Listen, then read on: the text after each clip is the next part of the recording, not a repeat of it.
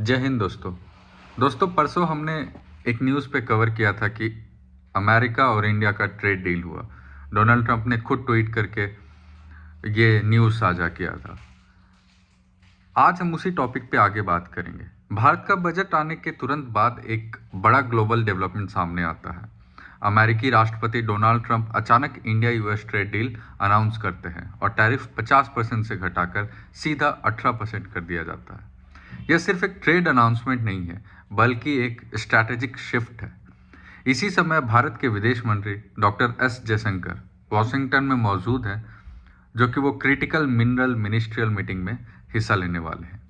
आज की दुनिया में क्रिटिकल मिनरल जैसे लिथियम, रेयर अर्थ, सेमीकंडक्टर्स वही कंट्रोल करता है जो भविष्य की टेक्नोलॉजी और डिफेंस को कंट्रोल करता है। भारत आज डिप्लोमेटिकली और स्ट्रैटेजिकली एक मजबूत पोजीशन पे है।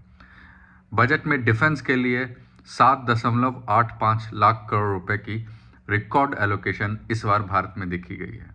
अब शॉर्ट टर्म नहीं बल्कि लॉन्ग टर्म पावर प्लानिंग चल रही है, ऐसा हमें साफ पता चलता है। डील के तुरंत बाद अमेरिकी secretary of state Marco Rubio और जयशंकर की मीटिंग हो जाती है। इससे trade, energy, nuclear, defence technology और खासकर क्रिटिकल मिनरल्स की बातचीत हुई।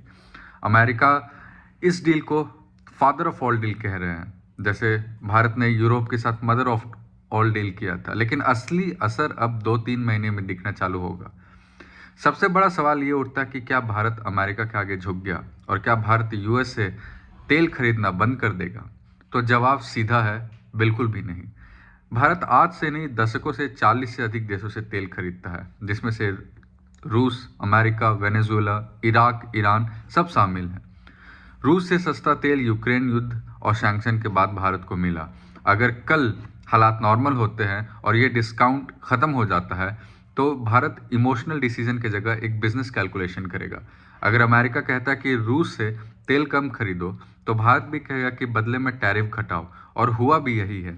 भारत के कई इंडस्ट्रियल गुड्स पर टैरिफ 13.5% से घटकर 0 करने की बात हुई है। यही है असली डील।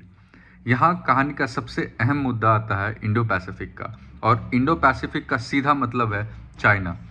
भारत के बिना अमेरिका इंडो पैसिफिक स्ट्रैटेजी संभव नहीं है, इसलिए क्वाड, ट्रेड डील और डिफेंस कोऑपरेशन सब एक ही दिशा में जाती हुई दिख रही है। इस डील के बाद तुरंत ही हमने देखा कि किस तरह से अगले ही दिन सुबह सेंसेक्स निफ्टी में तेज उछाल आया।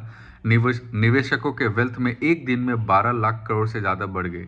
Defence, textile, IT, manufacturing sector, विदेशी निवेश सभी बड़े बेनिफिशियरी आगे बढ़ते दिखे। निष्कर्ष सीधा है, भारत किसी के सामने झुका नहीं है।